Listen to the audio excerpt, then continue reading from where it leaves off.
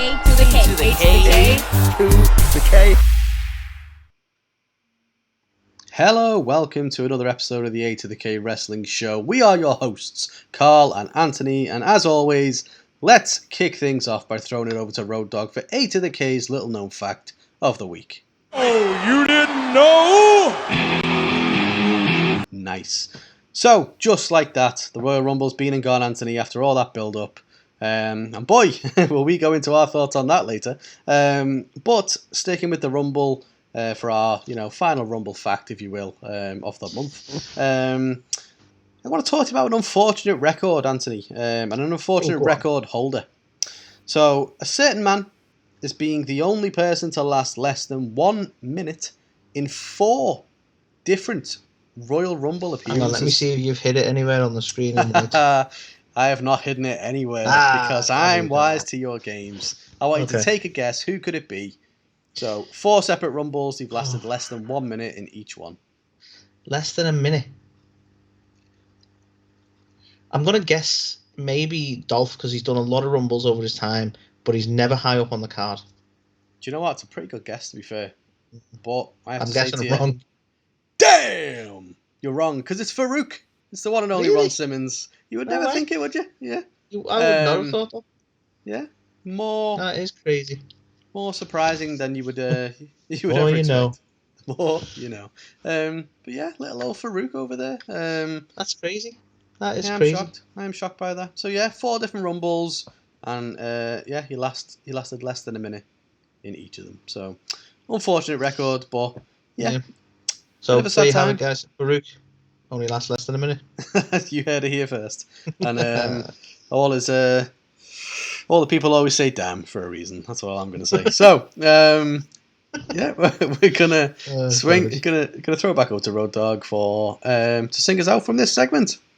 Oh, you didn't know? Beautiful. So Anthony, let's kick things off. Let's jump over to WWE. Before that, Carl, being the beacon of professionalism that I am, Go on. I'll ask on air. Am I in frame? I have a habit of not being in frame. Do you know what? You're not in frame. You're not in frame. You need to tilt it down. It's a good job you ask these things, isn't it? Because that's it. Am I in frame? We're seeing you in all your glory right now. See that, guys? That is professionalism perfect. at its best. I did this during the podcast rather than before. That's how we roll. People like to edit themselves, put the best version of themselves out there. It's not how we roll. We're Warts human. And all on this place. That's it. Oh no, my warts. So yeah, let's kick off, Anthony, WWE. Obviously, this is just leading up to the Rumble. So the first highlight I want to talk about is taking you over to Monday Night Raw. So with the caveats, which we'll come on to, but Kevin Owens took on Damian Priest. And I was a massive fan, to be fair. Now, obviously, we had the whole kind of Damian Priest shizzle the previous week where Kevin Owens feigned an injury and he was like, I'm being the good side. And so ultimately Kevin Owens was able to pull off the, I wouldn't call it an upset because he should be winning, but he was able to beat Damian Priest, the first time he's lost clean in quite a long time. So obviously the rematch this week, and it was really, really good up until the finish, which I believe I've called out in a separate Oh Shites, so I won't go into it too much, but I just want to give credit to these two. I think Damian Priest is so solid. We've spoken before on the show about how he could be a future world champion one day and stuff like that. He just needs to get a bit of a break when it comes to his gimmick. And I think Kevin Owens, just a fantastic talent. It's such a shame that he isn't in the main event scene and that he hasn't been in such a long time. So hopefully he'll find his way back there again. But yeah, I want to give big props to the two of them. Fantastic match up until that finish. So highlight from me this week. Yeah, that's fair, mate. That's fair. Couldn't agree more. So speaking of, I don't want to say surprise highlight because none of this should be a surprise really, but another similar one, Carl, where you're expecting good things and you should expect good things, but I don't know. They've been underutilized for so long. Not so much Orton, but my next one, Orton versus Gable, Carl. Definite highlight. And again, Orton at this point, world class. Everyone knows Orton. Everyone knows he's awesome. But Gable is, I think he's starting to come into a good run in WWE, which is fantastic because we've had all the Shorty G stuff, basically since Alpha Academy, since the main roster, funnily enough, which we tend to get with NXT stars. He's just not been sort of displayed in the way he should be because he's absolute worldly, really. And this match between the two of them just goes to show. Both of them looked amazing and worked well together, but this was a match for Gable. He agree. Really displayed what Gable is capable of, and again, it always goes into that. I think you've mentioned it before, the similarity between him and Kurt Angle for a lot of reasons, and he can fucking go, and he deserves a lot more credit than he gets. I know he's not the tallest guy, given the previous nickname as well, but it's not all about that, No, you're right. I think he has been given an opportunity which he hasn't had in a long, long time, which is just to, not have some silly gimmick to portray and just go out there and, put on a good match, which he absolutely did. He lived up, he probably exceeded expectations in this one. It just is so refreshing to remember how good he is in the ring. Obviously, preceding this, we had the spelling bee between them all and stuff, so I didn't mind it too much. I know you made the comparison the previous week of Viking Raiders and the Street Profits and their little thing, and I think you're absolutely right. It is very similar to this, but I feel like it's not as... I mean, it's only the first week of it, so, give it time, but I don't feel like it's been shoved down your throat as much as that one was, so I didn't mind the spelling bee, and obviously the match itself I thought was fantastic and a good opportunity for Gable to shine. So, agreed. Definitely a highlight for me also. Awesome. Next one. So, AJ Styles took on Austin Theory. And again, Austin Theory is a name that we have spoken about as having the capability to be a future world champion one day, and I firmly believe that is still possible. I believe it, if they book him right, he's got pretty much everything that he needs, all the tools in the drawer to be the world champ one day. But interestingly, they gave AJ the victory in this. So, I say interestingly, it's not like Austin Theory has been absolutely, driving through everybody and picking up loads of wins. But, he's beat the likes of Finn Balor clean and, a couple of other people where he's trying to, he's on this mission to prove it to Vince that, he can be the top dog. And so a little bit surprised. I'm not surprised, but AJ Styles was the one who ended up the victor, which makes sense. And I don't think it's going to bury Austin Theory in any way, shape, or form. I think it's a good thing he's even in these type of matches with the caliber of guys of AJ Styles. Like, this is how you take somebody and elevate them. And so far, so good, I think. Good match overall. Highlight from me. Yeah, again, couldn't agree more. So, my next one, Carl. I don't think it needs a lot of talking on because obviously one of our segments this week is going to be talking about the Royal Rumble pay-per-view itself and our thoughts and feelings. But had to be a highlight for this week, for the week before the Rumble, and that is the Sasha Banks return. Mm-hmm. Obviously ahead of schedule, so a great surprise for everyone. Probably more of a surprise at the Rumble itself, but whatever.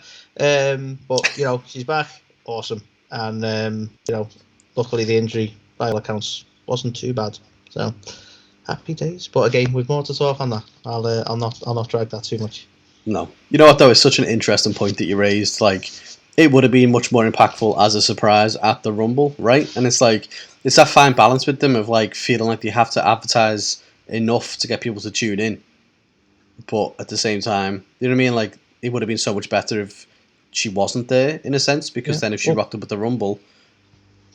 return, I will call it a highlight her return, but just on that point is, like, there's already enough hype around, like, the Mickie James stuff and stuff like that Sasha could have been a good surprise, but it wouldn't have affected viewership, like, not knowing beforehand, if you know what I mean.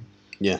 Like, I don't know. Think, it's a bit of a puzzle of that one, but whatever. I mean, the way she came out at number one as well, that would have been the ultimate surprise. Like, you're getting surprises right off the gate. But, all in all, it's always good to have Sasha Banks back. And the fact she's recovered so quickly after what we thought might have even kept her out past WrestleMania is positive news all around. So, made up she's Indeed. Back. And, a nice bit of star power to add to the segment on SmackDown. So, agreed. Indeed. Agreed, indeed. And the final highlight for WWE this week, which as we get onto the Rumble, we'll discuss. But I wanted to give some props just to the Seth and Roman stuff. Now, I kind of shat on it previously by saying it was quite underwhelming, and rightfully so, because it was. I think we were both really into this feud and thought the history these two have had and stuff like that, like it absolutely sells itself and it's going to make a fantastic match. And the kind of build-up had been a bit of a, I don't want to say a damp squib, but at the same time, it's not been the best. Whereas I think this was the kind of turning point of it. It was, Seth being fantastic at what he does, really getting into Roman's head, and the tribal chief, Mr. Cool, as he's been of late, was finally kind of rattled, and he was really, pushing him over the edge there. So it was a nice little, arc to the storyline between these two. Of it created that kind of semblance of doubt of, is he so in the head of Roman that it's ultimately going to cost him at the Royal Rumble. So yeah, obviously we know how the Royal Rumble went down. We do. But for me, naively, before we knew how the Royal Rumble went down, I thought this was really good. Yeah. No, that's fair. You got to still rate it without the benefit of hindsight. So. Exactly. So yeah, highlight for me still, but we'll come on to the outcome. Right. So moving over to the Oh Shites, Carl. And this will be no surprise to you. I've expressed annoyance with this type of thing plenty of times, and very specifically, I expressed annoyance when AEW did this, and that is the fucking weigh-in. The fucking weigh-in segment that just doesn't mean fuck all to anyone. When you live in a world where Rey Mysterio can go up against Batista, the weigh-in means fuck all. Like for the heavyweight championship. It just pisses me off. There are ways to get people in the ring. Don't be wrong. I know that they want to be creative with it. I mean, again, I'm not coming at AEW for this, but like AEW are like the sort of almost known at this point for like, CM Punk speaks, because they don't want to give it a cheesy segment, but at the same time you just end up with them there talking without reason. Do you know what I mean? So I get that they want to put something to it, but I hate contract signings. I hate weigh-ins. I hate anything that just seems fucking stupid in terms of kayfabe. Just does me in. So, yeah. I think you're absolutely right. We've called out AEW on this, so for consistency purposes alone, we have to do the same here. I think contract signings have been done and done again. Like, they are so overdone. Flipping the table. It's become almost a meme in itself. So I think this is one of the first times, to my recollection, WWE have now gone, okay, well maybe we'll do a weigh-in type of segment as a way to kind of change it up from a contract signing. But yeah, it didn't work for AEW, didn't work here. I think what's funny as well is Bobby stepped on the scales, and I think he was coming in at like 230, 240, and obviously he's billed at like 280 or something. So it's like it doesn't even help their cause. It just exposes the fact that they try and make them feel larger than life. But yeah, I just think we need to find a way to continue storylines that isn't just promo, contract sign and weigh-in. I don't know what your take is on this, but for me, this is WWE's insistence on having them in your face all the time, like we're going to forget who they are by the Royal Rumble. Like, if they'd have not had them there at all this week, I know they'd have had a gap to fill, but they could have filled that with some stars who maybe aren't getting utilised. If they'd have not had either of them on the show this week, or maybe even just a quick backstage segment, then I don't think that would have affected the match for the Rumble. But they want to make sure you see them all the time, because we've got really, really short memories as wrestling fans, so we might forget. Yeah, I mean, that's definitely a large part of it. I also think, back in the day, this wouldn't even be that weird, to have them on the show every week. I think it's, there's so many different problems. It's a 3-hour show that they have to fill, so there's extended segments all the time. There's your point about them, we have to put them in your face every 2 seconds so you remember that this thing's going on. But it's just the weakness of the story in general. Back in the day, if you had a main event story between, I don't know, Brett and Shawn, Brett and Taker, someone like that, they would have a really compelling story that would see you all the way through to the pay-per-view. It wouldn't just be okay, well, we've made these two guys fight each other at the pay-per-view. We've got 4 weeks of television to book.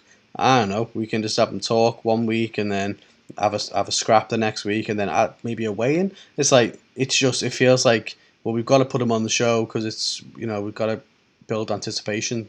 And it's like half the time, the segments they actually put out there don't even effectively do that. It's just, to your point, just getting them on screen for getting them on screen's sake. So, yeah, I think this was, pointless segment, and, we've called AEW on the bullshit, so we're going to call WWE as well.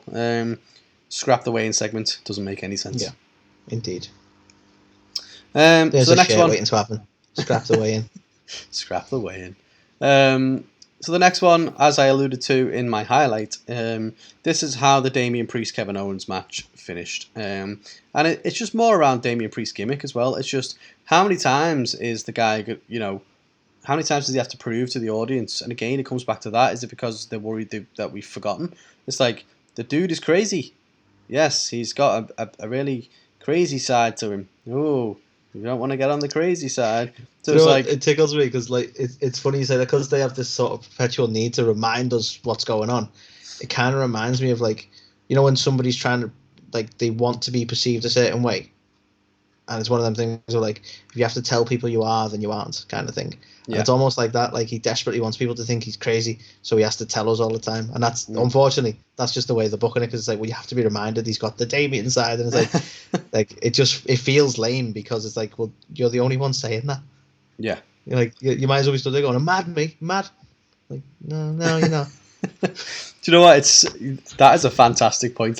Everybody knows someone who's oh yeah, I'm off my head, me, I'm unpredictable, me, I'm a bit of a crazy guy, and it's oh, you don't want to go drinking with me, you never know what's going to happen. Yeah, we do.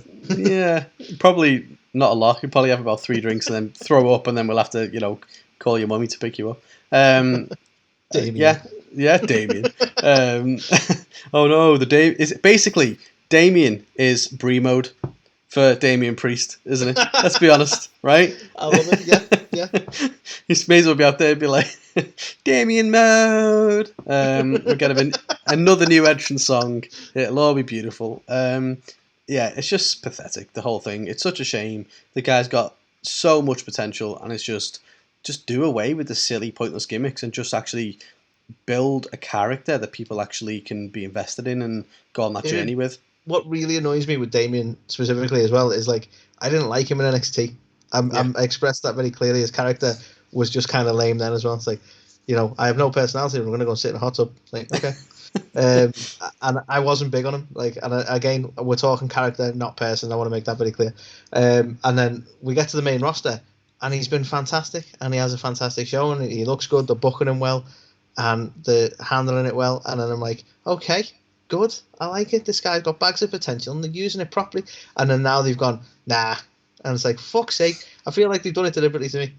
It's so annoying. It's very Keith Lee-esque. It's almost you had the guy, and they brought him up, and for Damien, they actually made him better on the main roster initially. I totally agree. And then it's okay, now let's fuck him up. Let's call him Bearcat, and have him come out to lion noises, and it's this guy's for Damien, it's well, let's just have him be this split personality dude who 1 minute's all nice and the next minute he's evil, because you get it, his name's Damian Priest. I love the fact that they took literal months to get there as well. I just feel the writing room obviously just at some point had this epiphany, someone accidentally covered the Damian part of his name and saw Priest and was oh, wait a minute, that's good and evil thing, right? No way. So yeah, it's such a shame. I really hope they knock it on the head as soon as they can and just get back to, just investing in the guy, the person who he is. Because I think he was resonating with fans quite a bit. People were really into him before this. And I worry that, ultimately, it's similar to Keith Lee, as I said. It's, people are going to be so turned off by this at some point that they're just going to give up on the guy. And before you know it, he's future endeavoured. And that would be a travesty. So you're not going to replace the Fiend. Stop trying. Quit it. The closest dual personality thing I could think of. I mean, yeah, makes sense. The fucking Damien Funhouse.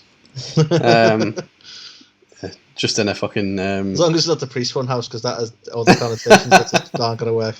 Oh, I can just see fucking Confessions with Priest as a segment now on Monday Night Raw. Is it going to... Was it Midnight Mass or something they can call it? Okay, Lily. Show me on Lily. Where did they touch you? No, what are you doing? So yeah, please do away with the gimmick. Just go back to Damien. Thank you. Agree. Oh yeah, it's me. Sorry. It's you. Just soaking in. He's right, you know. Right. So my next one, Carl. Just the clusterfuck that seems to be the women's tag division. I do not like to keep moaning about this, but they keep giving me reasons. This week is the fact that they put Zelina in a match against Bianca, and then they have a match with Carmella teaming with Nikki and Tamina. So the actual tag champs and the ones who are actually a tag team didn't tag team. The one and only tag team in the women's division they have didn't team up that this was week. Still a thrown together tag team. It wasn't an actual tag team, but you know, they are the tag team, and like apparently they're not going to like. Neither of these matches needed to happen to the point that you go, okay, I get why they had to do that.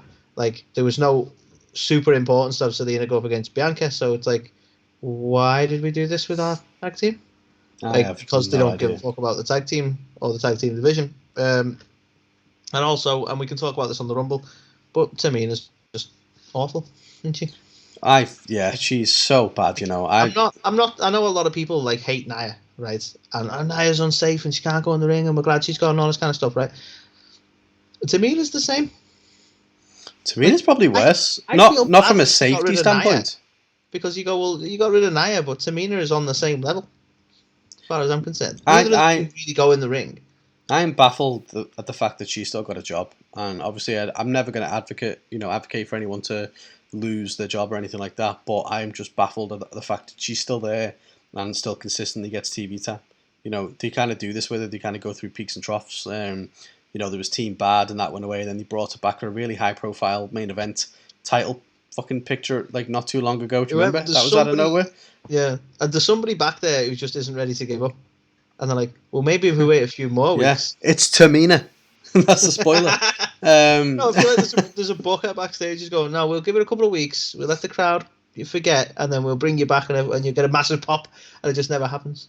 Yeah, she's fucking awful. Like, I don't get how you can still be this bad after that many years. You know, she was part of Team Bad Girl. I mean, well, yeah.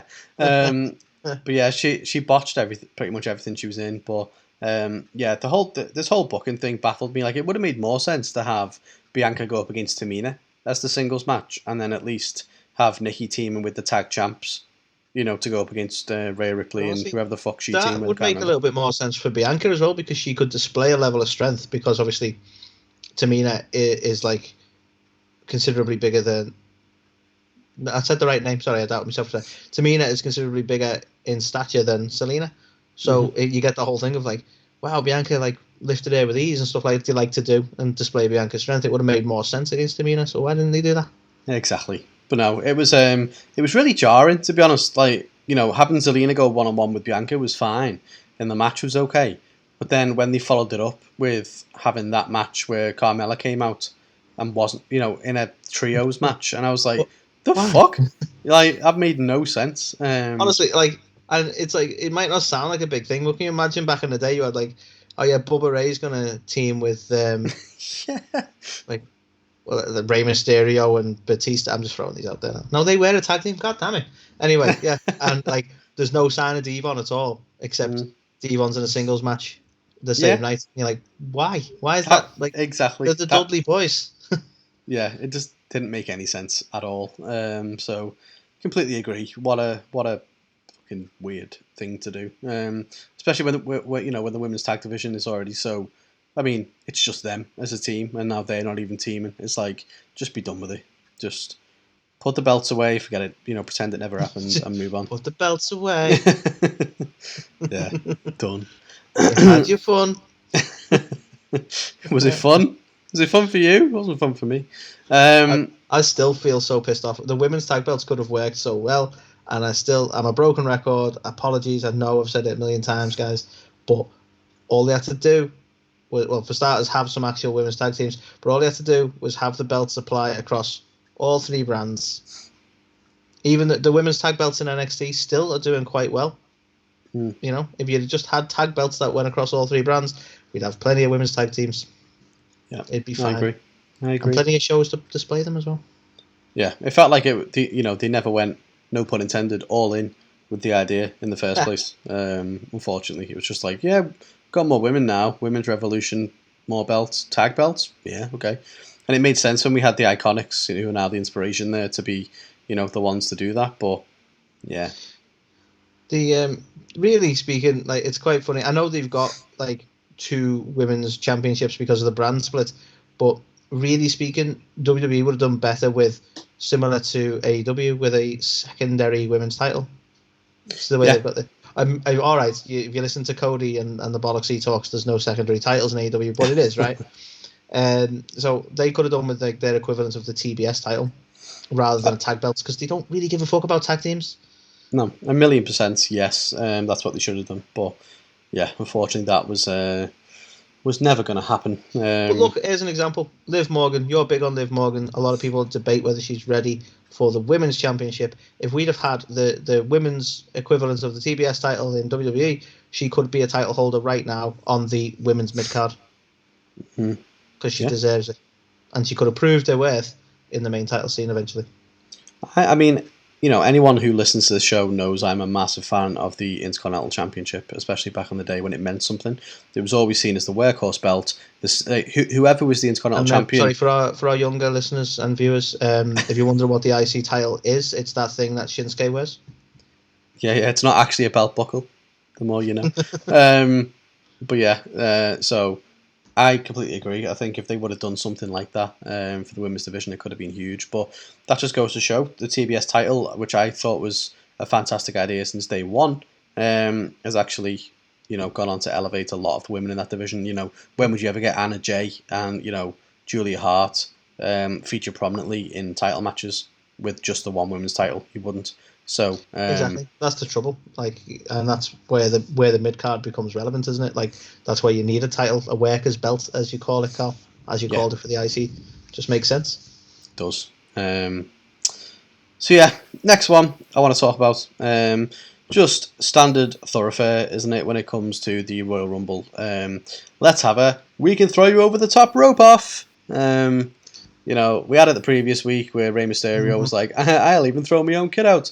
But this week it was just even worse again. It was like, I'm going to throw you out, and I'm going to throw you out, I'm going to throw you out. That when we get, I have an issue with Rey's one, right? And I'll moan about that when we get to the Rumble, but I have a big issue with the Rey thing, right? Because they led me down a path and they didn't fucking deliver. But I'll moan about that later. Okay, I like that. But yeah, it's something that we spoke about when we watched the Rumble together, and it was like, what does it... you go through weeks and weeks of television where they're throwing people out with ease and by surprise. You go to the Rumble, who the fuck gets thrown out that easy? It's always like, I'm going to grab onto the rope. It's like, well, of course you would. Like, why wouldn't you do that on Raw as well? It's so stupid. It's horrible. And again, we'll come on to this when we talk about the Rumble. I feel like the Rumble's become a caricature of itself almost. It's like, it's this vehicle now for someone to just... That's how you insert them into a title match at WrestleMania. We don't really care how we get them there. We'll use all the old stereotypes and stuff to lead up to it. And it's such a shame because I've always said, even the worst Rumble is still a Rumble and it's still good. This year fucking tested that theory. It fucking tested that theory because I struggled a lot with this year. I'm still very annoyed over it, but we'll talk about that because that's what it's about. We're emotional. We're emotional, Carl. We are indeed. But yeah, throw people over the top rope. Let everyone do it. The only good thing to come of these cheesy fucking things, right? Because we mentioned it before with ladders in the past. The only good thing I've ever seen come from this sort of stupidity before a pay-per-view is when R-Truth comes out and does the wrong thing, and that's just because it tickles me. Like that time he come out in a battle royal scenario and put a ladder up, climb the top, and realise they wear a belt there. That amuses me. I like things like that. Time when was it Brock who was in the Rumble and he came down and was like, I'm going to throw you over the top rope, Paul Heyman. And he was like, I'm not in the Rumble, it's Brock. He was like, my bad. He actually broke Brock on that as well because I think Brock was in his very quiet, stoic character at that point, wasn't he? So he doesn't engage in serious all the time. And even Brock started pissing at that one. But R-Truth, he is he's only there for the comic relief, but he is fucking good at it. I know. To be fair. I mean, all right, some people might not like him, but I think I find him quite amusing. Anyway, but yeah, I hate this and I hate the ladder thing. I totally agree with you. Agreed. Oh shite. Indeed. Next one, Carl, and again, I won't give this too much time because we have some moaning to do about it on the Rumble segment, but just when we thought it was over, Carl, Sonya is continuing her feud with Naomi by putting herself in the Rumble to make sure Naomi doesn't win it. And that we will talk about further, but just let it go. It wasn't working. It isn't working. It doesn't work. I know. I thought there was light at the end of the tunnel. There wasn't. But we'll come on to that. The final Oh Shite then to talk about this week. It is the latest episode of Insane. Only this time, Sammy decided it was too dangerous to do the things he was doing, and so he turned Insane into a podcast. Hey. Apparently. Podcasts are dangerous. Never know what's going to happen. Exactly. With, terrible guests. Let's be honest, they can't even book guests as good as us. So, that's all I'm saying. Maybe we can help Sammy out at some point in terms of, how we go about our thing and, because we like to give back to the podcast community. It's something we do often. So, yeah, we will happily help Sammy out in not having such a car wreck of a podcast as this was on SmackDown this week. He's like hyper paranoid conspiracy theory type guy. Should he really have a podcast? Would that work? That's like 99% of podcasts, right? Otherwise, we're being so salty about the podcasts. We love them. Podcasts suck. Every single one of them. Everyone, yes.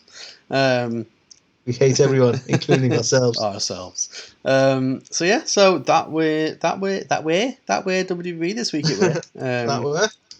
So Anthony, from a scoring standpoint, what scores on doors, Carl? Scores on doors. I'm going to give number 2. Might surprise people, but maybe I was just in the Rumble mood. Maybe I was just hyped for the show, watching it with my best pal. No Rumble's a bad Rumble. Was really in the mood, so I gave it a 2. Hindsight's a wonderful thing, but no, I think in terms of the stuff, it was just a very average week. I think there was obviously more Oh Shites than there were highlights, but the majority of it was just kind of either meh or slightly above okay. So for me, it deserves a 2 for that alone. I think we need to play meh or yeah at some point. Meh or yeah. But no, I've got to agree with you. A 2, I think, sits quite right for this. It was very much the definition of okay. Okay. There was some really good quality. I want to give it the 2 because there was like the matches that were there, the actual matches that were there, I thoroughly enjoyed. So, you know what? Fair enough. Not all the matches, the ones we've listed in the highlights mainly. But there was some really enjoyable stuff. Sadly, just not quite enough of it. So I'm going to land on a 2 as well. Yeah. Okay. Yeah, quite. Yes, indubitably. Rather. Mm-hmm. So let's move on to AEW. I want to talk about the first highlight this week, which is, of course, the ladder match. Cody Rhodes, Sammy Guevara, the TNT champion against the interim TNT champion in the right way for such a thing to be settled, a ladder match. And what a ladder match it was. My goodness gracious me. Oh my days. I'm pleased with the results, and there were some daring spots there. So... I mean, couldn't have said it better myself. Obviously, cutter, the crossroads off there was a million things that happened where, the senton that Sammy did onto Cody. It was pretty brutal all around, but somewhat surprising as well. The crossroads that made you quite nervous. Well, I mean, like literally drop somebody off a ladder onto their head. It's like not the best thing. But no, I think all in all, so good and surprising as well, because I think, I've been waiting for this Cody Rhodes heel turn, and we didn't get it. And that isn't necessarily a bad thing either, because the match itself was fantastic, and I think I expected Cody to make the heel turn by winning the match. So the fact that Sammy won it caught me off guard to a degree. So, but in a good way, because that's what you want, isn't it? You don't want it to be so predictable. I was expecting Cody to just come and take this belt back. I was annoyed when he won it off Sammy in the first place. And, objectively, if you pull away from this being a really good match, you go, well, what was with all the screwing around just to have Sammy be the champ again? But at the same time, it led to this hell of a match. So I'm fine with that detour. Well, exactly. If you think about it, it was originally meant to just be a normal rematch, and then Cody couldn't show up, and then that's how the interim title got inserted into it. So it was like, what was the actual end game with this? Like, they weren't originally going to have two titles on the line because there wasn't an interim champion. So that's how it's obviously kept it really fresh, because typically we'd be like, oh, well, obviously this is what was going to happen. Cody was going to win, so they'll just play that out again. But no, they completely flipped the script, it seems. So, yeah, I'm here for that. And I love a ladder match. This was an old school throwback to, some of the finest ladder matches of back in the day. And what I loved about it as well, it was a ladder match. We didn't bring out tables and chairs and fucking, barbed wire and tacks.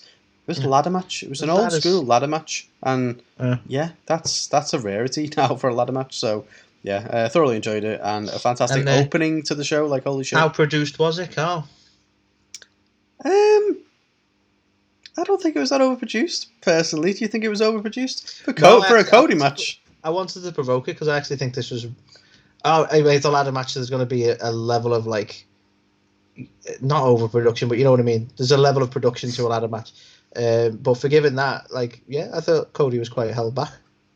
Yeah, didn't feel overproduced. Didn't feel like a typical Cody match by any means.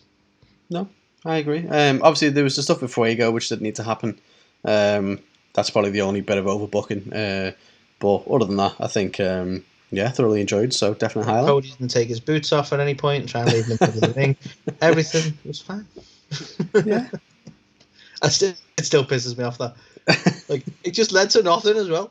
I lost to Malachi. I might as well quit my job, and then there's just nothing ever happened with that again. What the fuck? Sorry, I don't mean to move into an Oh Shite from 4 months ago, but it is what it is, man. It's how we do these things. Yeah, this one ladder match was a highlight. Yeah, definitely. So next one, Carl, and I'm guessing you'll agree with me on this. Wardlow.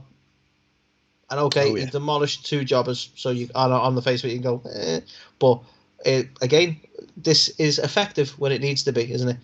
Wardlow is a monster, and he looked like a monster. And highlight goes to Wardlow. They're definitely going somewhere with this. I'm not sure when they're going to pull the trigger, but the MJF Wardlow partnership is definitely souring. So I'm here for it, and I want to see what Wardlow does on his own.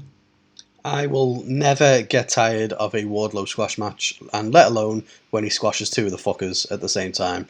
Favorite drink? Wardlow squash.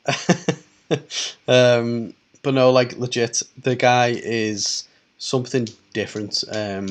And he's the kind of guy who just get lost in the shuffle in WWE, I think. But the fact that AEW is quite a different, mix almost of very much focused towards really skilled, proficient, in-ring technicians and solid wrestlers.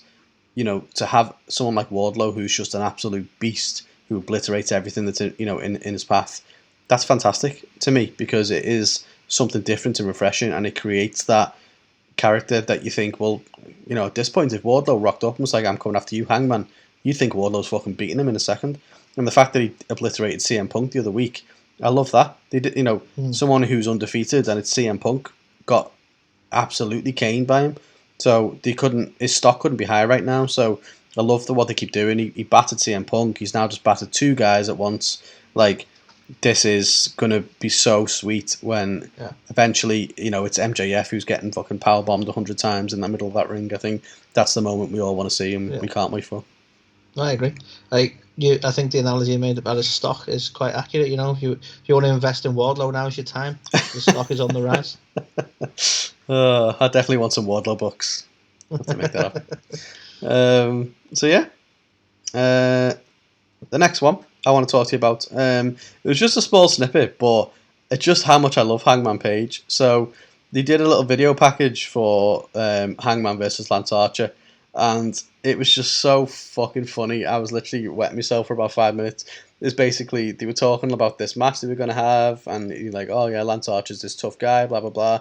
And then someone was like, oh yeah, so you realise that it's a Texas death match. And I was just like, it's a what? It's just I can't even do it anyway. If you've not seen it, go and watch that fucking promo, because it was so good. And I was just pissing myself for ages. And that's something which we've not really had with the other AEW champs so far. Obviously, Jericho is very much a larger than life kind of personality. Mox is just a badass, doesn't do much talking. I mean, he can talk, but he just does his talk on his fists. Yeah, it's different, isn't it? Yeah.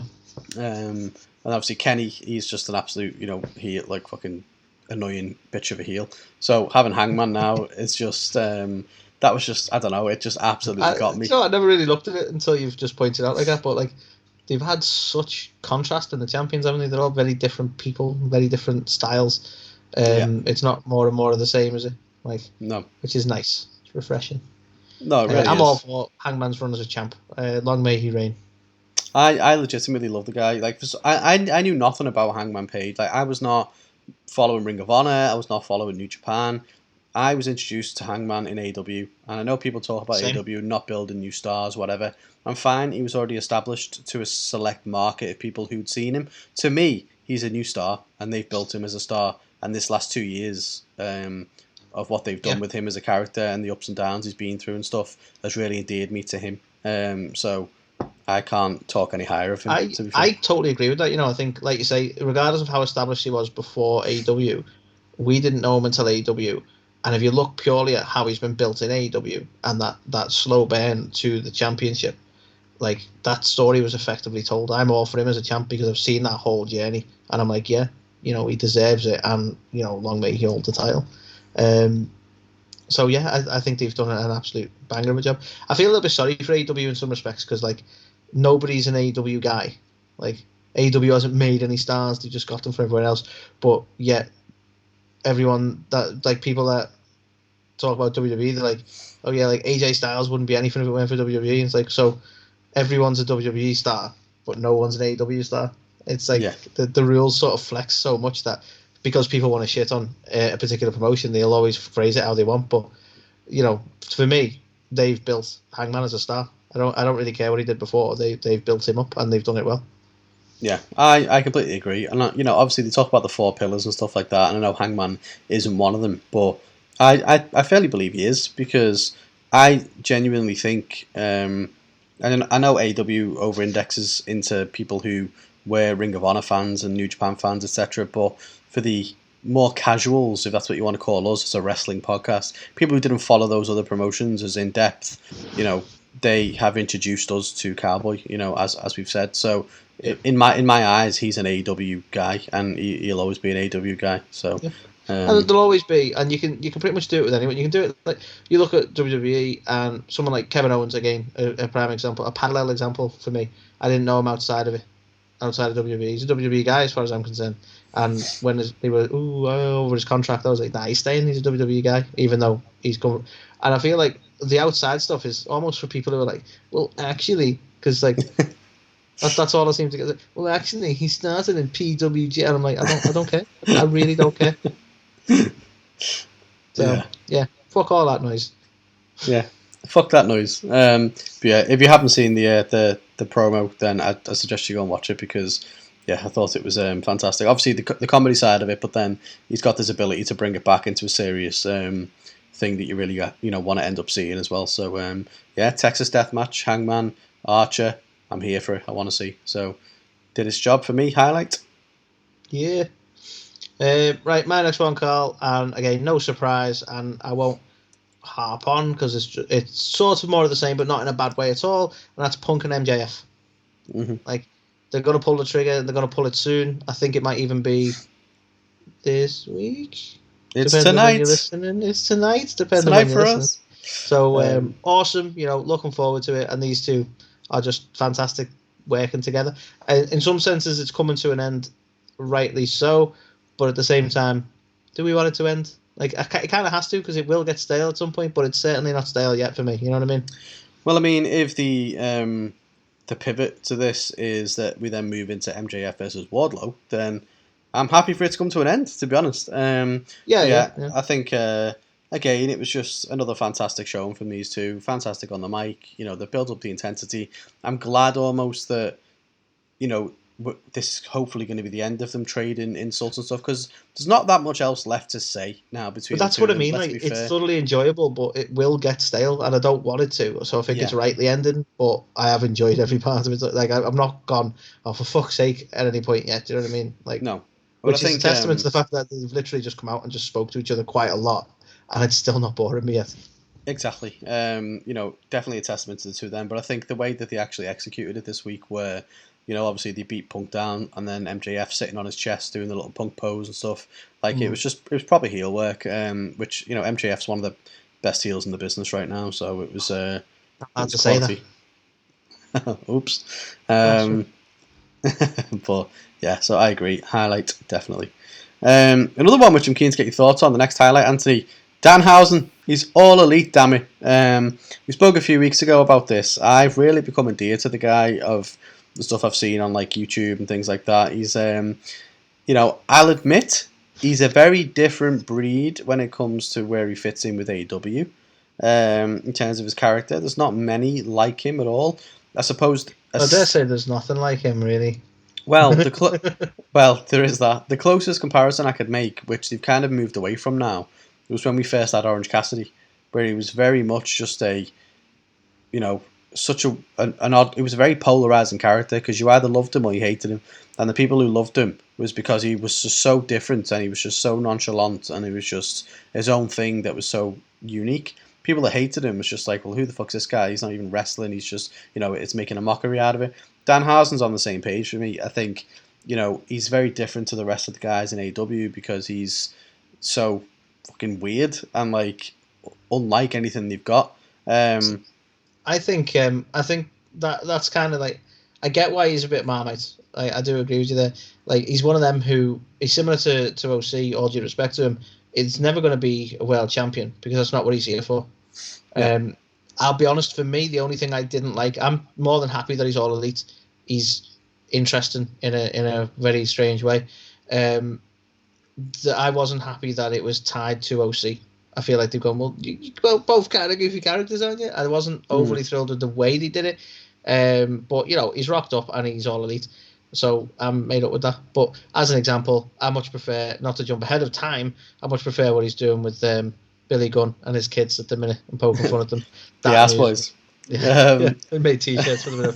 But it's like, again, even that's done so comically that he's like, Billy's not even bothered by it and he thinks he's doing something nice, but the lads are really annoyed with it. The whole thing just amuses me.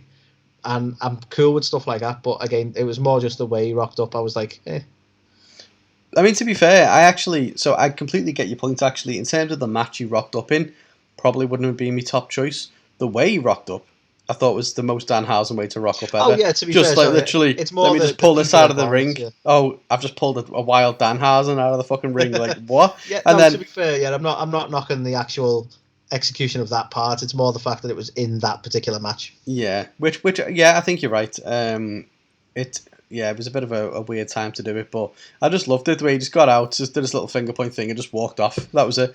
It was like, for people, and it's so funny because I've seen, it's the I don't even want to call it the AEW fan base, the wrestling fan base are so fucking weird, right? And it's probably more the WWE fan base because they're very much like, oh, AEW's only signing WWE wrestlers, and then the minute that fucking Danhausen shows up, who's this guy? Who's this fucking, it's like, pick you one. Don't know him because he's not a WWE wrestler. Like, what the fuck? They're like, oh, who are these rejects that they're signing? That's like, are you shitting me? That's what makes me laugh. Don't get me wrong, right? I've always said this. If they're going to sign WWE guys, right, that's because WWE are releasing a shit ton of guys who are fucking awesome. Why wouldn't you sign them?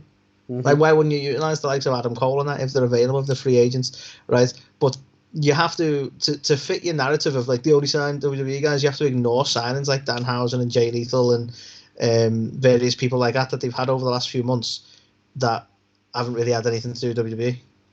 Oh, absolutely. Because that doesn't fit your narrative, so you just kind of overlook it. And yet, of course, there's more WWE signings, but WWE is a massive company that had a massive roster. Of course, you're going to sign a lot of people. And has released a shitload of them very recently. Yeah. So 90. Which, ironically, they've all come up as free agents today.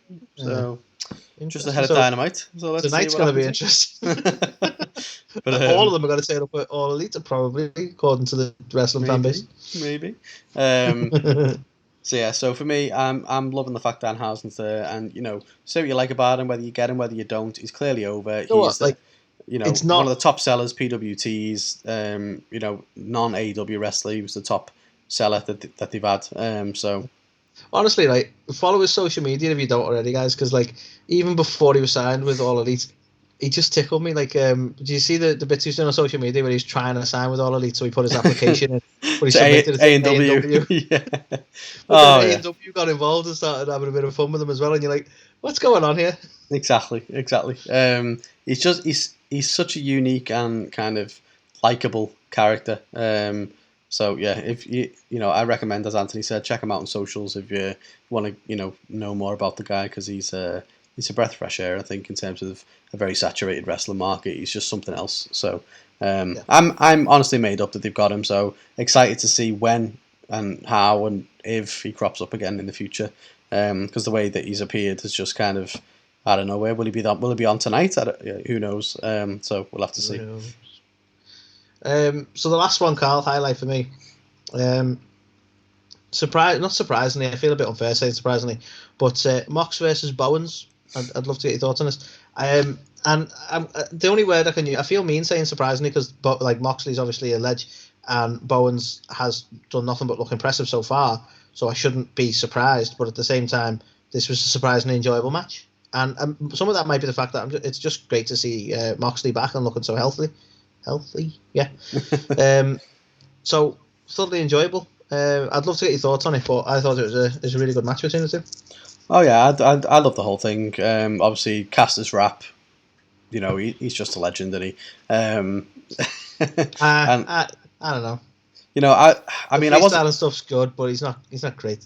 I mean, I don't know. Max, if you're listening to this, maybe you should, take Anthony to task on that. Do you think you can out rap battle Anthony? That's all I'm going to say. But no, I think turn it into a fucking roast. Sorry, come. No, I think obviously Caster's rap was fantastic. I was worried.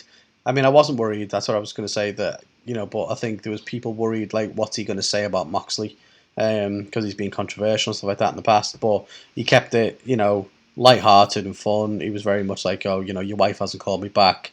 And by the way, the network rang and told you to watch your mouth. Stuff like that. So it was, light-hearted stuff, but all fun jibes at the end of the day. I love the way he got into the ring. He was like, this guy's crazy. Mox beat the shit out of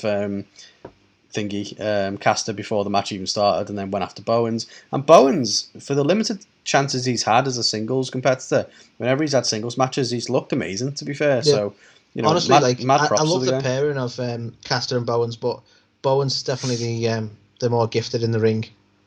Yeah. They pair really well together, but I don't think you can deny that. I don't think Caster's really shown the same level of sort of prowess in the ring, really. But like you say, Bowens is actually impressive when you do get to see him in singles competition. Yeah, I think that's why they complement each other so well as a tag team. Because arguably Bowens has got the slight edge in the ring, but obviously Caster's got the edge on the microphone. So it's like the combination of them make them a fantastic team. So yeah, but I thoroughly agree. It's amazing to have Moxley back, looking so good and just beating the crap out of people as he does best. So yeah, highlights agreed. And just one Oh Shites to talk about this week, Anthony. And we've got to bring it back to Chris Jericho, unfortunately. So the Inner Circle versus the Danny Garcia and 2.0 match. I mentioned it last week. It's like, how many times can the Inner Circle, tease breaking up and stuff like that? And this was everything that I hate about tag matches where the team, the people on the same team don't get along. And like before Jericho could get an opportunity, he was being tagged out. So, he was never given an opportunity to get in the match. Then ultimately he ends up winning the match for them by hitting the Judas effect on the outside. And it's like, I don't know. I've just either break up and get it over with or not, because I don't really know where they're going with it now. It's similar to this it kind of reminds me of this trope that they do when they put random people together. It's like, oh, can they coexist? It's like, yeah. It's like, do you want to win the match or not? Like, Exactly. I mean, yeah, because ultimately they want, and I know it's a trios match, so maybe it doesn't count. I'm not sure how the rankings work, but they obviously want to get the tag belts. That's what they've said. They haven't had the opportunity with Jericho, so they believe. But wouldn't they try and do everything they could to win the match and therefore not, get inside their own heads and things like that? So, yeah, I don't know. Remains to be seen. I know that they're obviously meant to be going towards Kingston versus Jericho. Does that mean that Santana and Ortiz are going to form a thing with Kingston now? Like, I honestly don't know where the end goal is with it. I hope they don't align with someone else. I hope if they split, it's because they split. Yeah. Like Santana and Ortiz might as well just be a tag team by themselves if they're going to do it. I don't think it's worth like aligning with someone else at this point for them.